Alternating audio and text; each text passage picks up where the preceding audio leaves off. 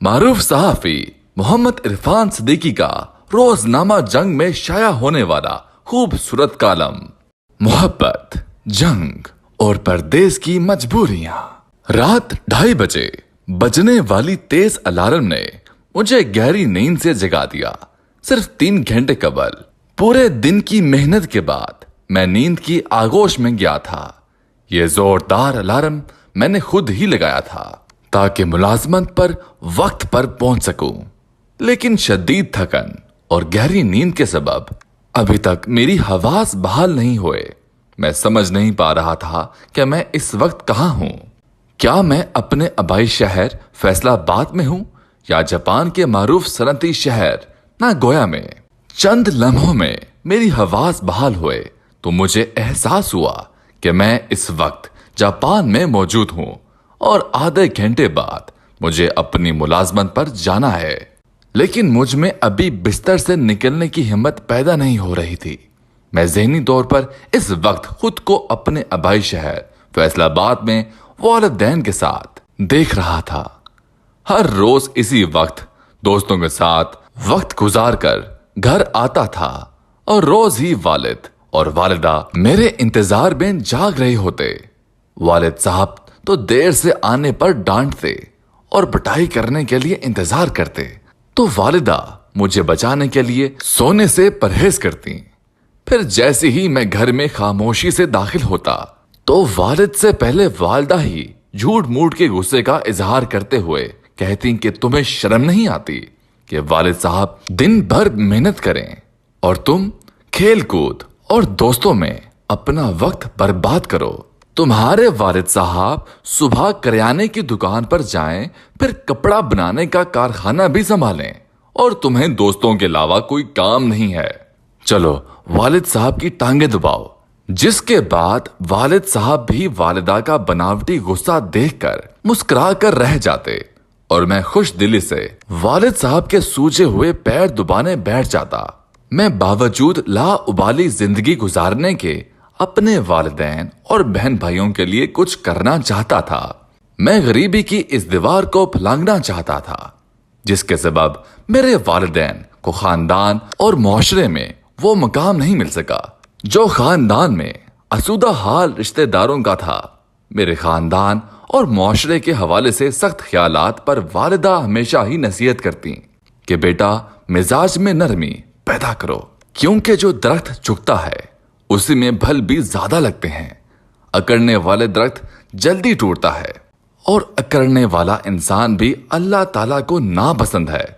جبکہ میرے والدین سے قربت کی نصیحت ہمیشہ ہی کیا کرتے تھے، لیکن میرے لیے کامیابی صرف دولت کے حصول میں ہی تھی، جو کہ پاکستان میں رہتے ہوئے ممکن نہیں تھا۔ سو میں نے باہر نکلنے کے لیے تنگ و دود شروع کی اور آج میں جاپان میں موجود تھا، اور پھر وہی 2:30 اور 3 بجے کا وقت میرے سامنے تھا جس وقت دن بھر کی سیر و تفریح کے بعد سویا کرتا۔ آج صرف چند برس میں اسی وقت صرف چند گھنٹے کی نیند کے بعد اٹھنے پر مجبور تھا۔ میرے لوگوں کے گھروں میں اخبار ڈالنے کی ملازمت لگی تھی جو 3 بجے شروع ہوتی اور صبح 6 بجے تک جاری رہتی، جس کے بعد میں گھر واپس آتا، نہا دھو کر ناشتہ کرتا اور پھر ایک کارخانے میں صبح 8 بجے سے رات 10 بجے تک ملازمت کرتا، جبکہ اتوار والے روز بھی ایک پیٹرول پمپ پر گاڑیاں صاف کرنے کی ملازمت حاصل کرتا۔ میں جاپان آ کر پیسہ بنانے والی مشین بن چکا تھا۔ جاپان میں ہونے والی آمدنی کے بعد 18 گھنٹے کام کرنے کے باوجود تھکن کا احساس ہی نہیں ہوتا تھا۔ اس مشینی زندگی کے دوران ہی میری ملاقات تو موکو ناگاشیما سے ہو گئی، جس سے ملنے کے بعد میری زندگی میں بڑی تبدیلی آئی۔ اب میں نے صرف دن والی ملازمت جاری رکھی اور رات کو اخبار ڈالنے اور اتوار کو گاڑیاں صاف کرنے کا کام چھوڑ دیا، اور ملازمت کے بعد زیادہ تر وقت تو موکو ناگاشیما کے ساتھ ہی گزارتا۔ وہ ہر روز میری فیکٹری کے باہر میرے انتظار میں ہوتی اور ہم کئی گھنٹے ساتھ گزارتے۔ اس نے میرے لیے دین اسلام کو بھی سیکھا، پاکستانی کھانے بنانے بھی سیکھے۔ غرض ہم دونوں ہی زندگی ساتھ گزارنے کے خواہاں تھے، لیکن اس کی ایک ہی شرط تھی کہ شادی اس کے والدین کی اجازت سے ہوگی۔ پھر ایک روز اس کے والد نے مجھ سے ملاقات کی اور کافی طویل گفتگو کے بعد اگلے روز جواب دینے کا کہا۔ اگلے روز انہوں نے اپنی بیٹی کے لیے میرے رشتے سے انکار کر دیا اور تو موقع نے ایک فرما بردار بیٹی کی طرح اپنے والد کے فیصلے کا احترام کیا اور یکدم مجھ سے ملنے سے انکار کر دیا۔ میں ذہنی طور پر بالکل مایوس ہو چکا تھا۔ میری درخواست پر وہ مجھ سے ملنے آئی۔ اس نے مسترد کیے جانے کی وجہ میری غربت اور میری غیر یقینی مستقبل کو بتایا، جبکہ مذہب کی تبدیلی بھی ان کے لیے ناقابل قبول تھی، لیکن میں اپنی محبت کے ہاتھوں مجبور تھا اور تو موقع کو مسلسل والد کی مرضی کے بغیر ہی شادی کے لیے اصرار کر رہا تھا، جس کے بعد اس کے نازک ہاتھوں سے میرے چہرے پر پڑنے والی زناٹے دار تھپڑ شاید مجھے کوئی جسمانی تکلیف تو نہ پہنچا سکا تھا، لیکن جذباتی طور پر جو تکلیف اس تھپڑ نے مجھے پہنچائی تھی شاید وہ پوری زندگی مجھے یاد رہنے والی تھی۔ اس کی آنکھوں میں بھی آنسو تھے اور میری آنکھوں میں بھی آنسو تھے۔ وہ اس سے میری آخری ملاقات تھی۔ ملاقات کے بعد میں آخری ملازمت بھی چھوڑ بیٹھا۔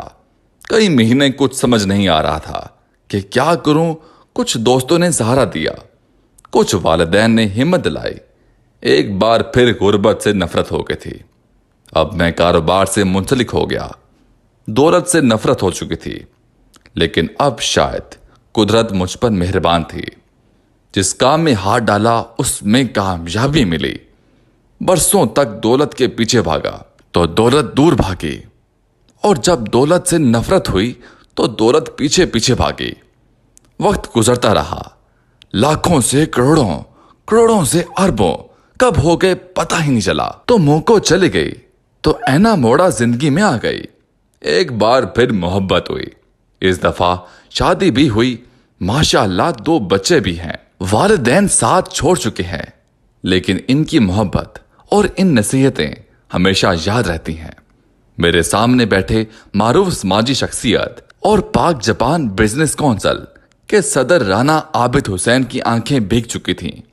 وہ اپنے ماضی سے اپنا حال تک کا سفر میرے قلم کے ذریعے دنیا کے ان لوگوں تک پہنچانا چاہ رہے تھے جنہوں نے اپنی زندگی کا سفر شروع کرنا ہے۔